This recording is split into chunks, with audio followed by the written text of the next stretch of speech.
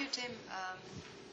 I must thank you for giving me this opportunity. It's a privilege indeed. I always come to WHO as part of a group or as part of invited panel, but this is likely something different. And I really appreciate the opportunity that you provided. And I'd like to thank you and Kariza for agreeing to co-chair, and extremely grateful to the stellar panel. I know this is time that one likes to relax.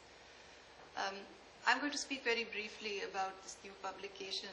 And as Tim says, in a way, my previous life as a cardiologist has inspired the nomenclature of several things that I do, the organization, for instance. And I think implicit in the title of Choke Pipes is something that I'm trying to convey. Just as the pipes of a heart are choked and they lead you to death, likewise, the systems, the health systems are the conduit through which you deliver any disease-specific intervention. And in countries like ours, if they're choked, if they're not functioning, you won't be able to achieve any endpoint by intervening in that area. So implicit in this title is the understanding that something fundamental needs to be done to open up these clogged pipes.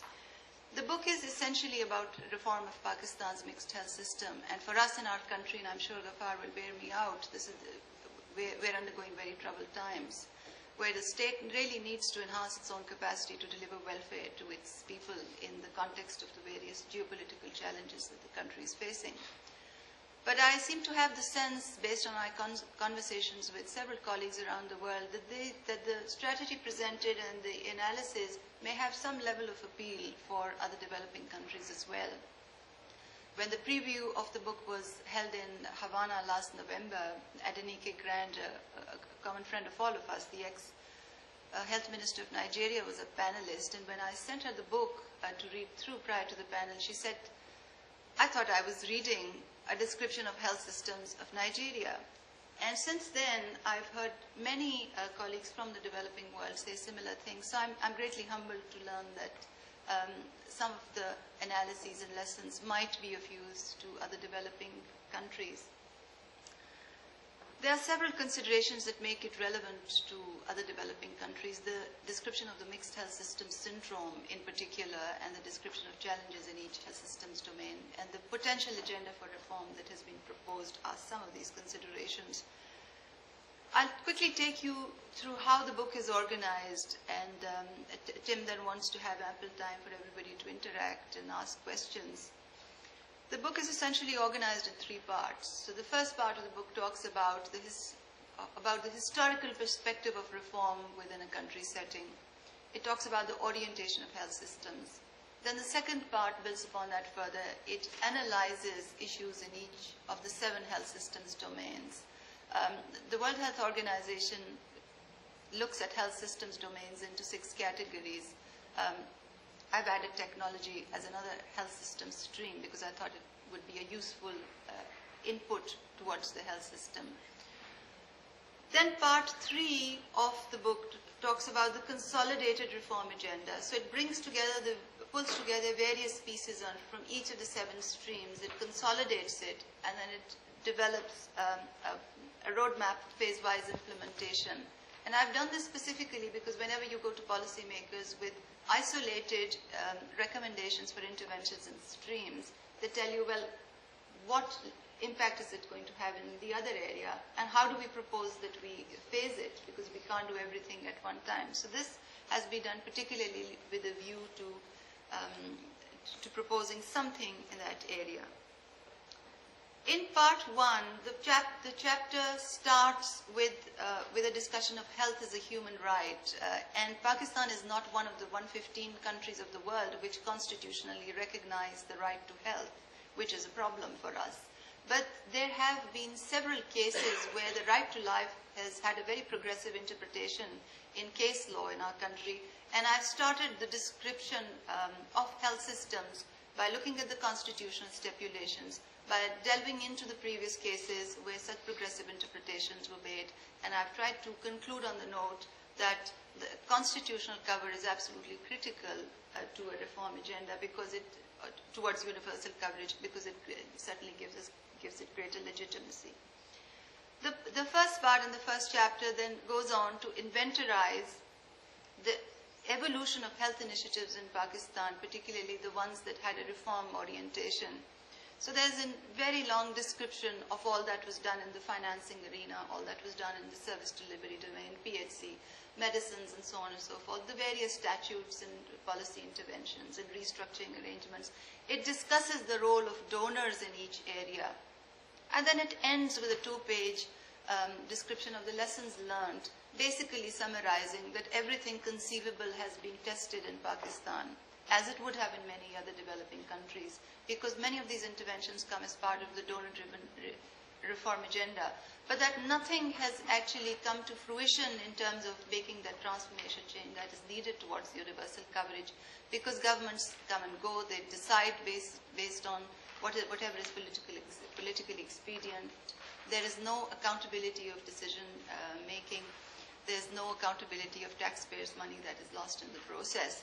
And therefore, when I conclude and talk about the reform agenda, I make a very strong point about having a consensus on the directions forward, because there's no point in doing things in an ad hoc manner and then leaving them halfway.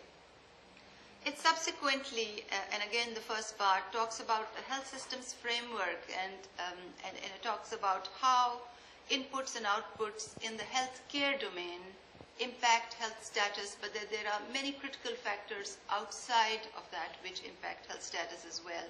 And of course, the importance of social determinants of health is widely recognized. The importance of factors in the intersectoral domain is well known.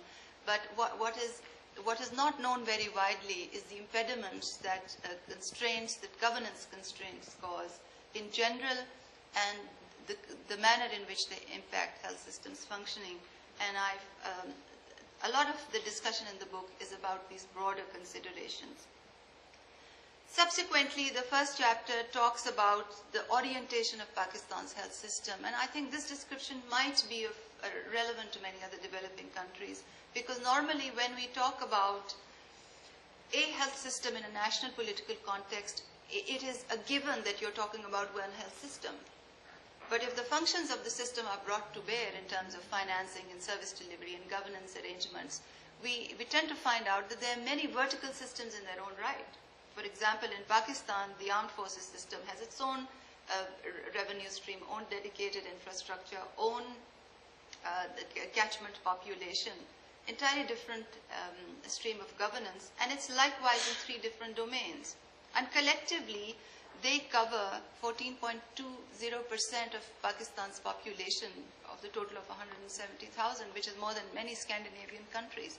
So these vertical systems exist within a very complicated environment, and the implications for restructuring and reform in these areas are very unique and peculiar also. I also found out that there were 2 systems which I described as horizontal, taking the lead from the connotation of these terms in the world of business science, in the sense that that employers provided universal coverage to them, but that they procured services from the mixed system. The bulk of the discussion in the book in terms of reform is around the mixed system of healthcare. I'm sure it can be argued that any health system is mixed, but by definition, a health system is mixed when there's publicly funded government service delivery coexisting with privately provided market delivery, and where out-of-pocket payments are a major means of health financing. And my understanding is that in most developing countries, that is the case. The book then goes on to describe the 26.12% of the population is near universally covered through the various vertical and horizontal systems, that 73.38% is not, and that is where the bulk of the intervention needs to focus on. It describes the public system of healthcare. It describes the market system of healthcare in great detail, and I'm just showing you data from one of our nationally representative surveys to show how private provision of services is predominant.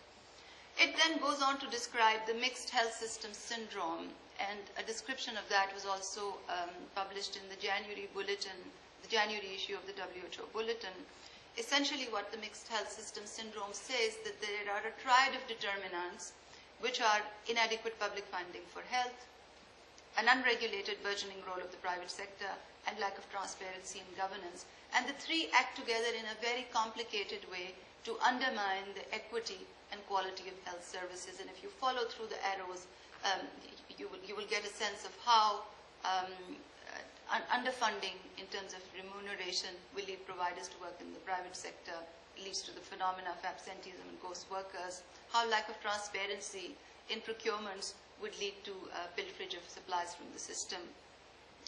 And there are several other things that I don't want to go over because of time considerations. But the end product is low quality of public services and high costs of care. So the equity and quality objectives in healthcare delivery is undermined because of the interaction in this complicated triad.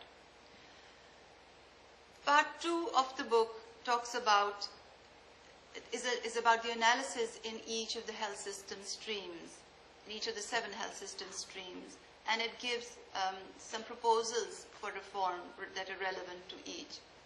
I'll quickly take you through some of the salient features of each chapter. For instance, in the governance section, a new classification for governance and health has been proposed. And in one table, I have tried to illustrate how this is complementary to the classifications that the WHO, that UNDP, and the World Bank are currently following. And what I thought was useful for country analytical work was to divide health governance into strategic vision, direction, and planning, implementation and oversight as the second stream, and regulation as the third. So the second stream, which is implementation and oversight, related more to directly provided services by the government, and that further could be analyzed under the heads of public procurements, human resource hiring and placements, and oversight of quality standards in directly managed services, whereas regulation could be dissected for analytical purposes under 3 streams of regulation of volume, quality, and price, and that you'd have to look at each stream in a cross-tabulated fashion when it came to medical education or private medical services or medicines and related products. So essentially, implementation and oversight related to the public stream of governance, whereas regulation related to the private stream of governance. Then there are 3 pages where, and this has been a very difficult piece to write, because what I've tried to do is to inventorize areas vulnerable to malpractices and inefficiencies in each of the areas where the classification was proposed. And I've tried to hammer out what the role of the public sector is in perpetuating those, who the responsible stakeholders are, and how the private sector aggravates it or could act as a deterrence against it. So there are 3 pages of this table. There's subsequently something which I found very interesting during my qualitative research, and that has to do with the parallel management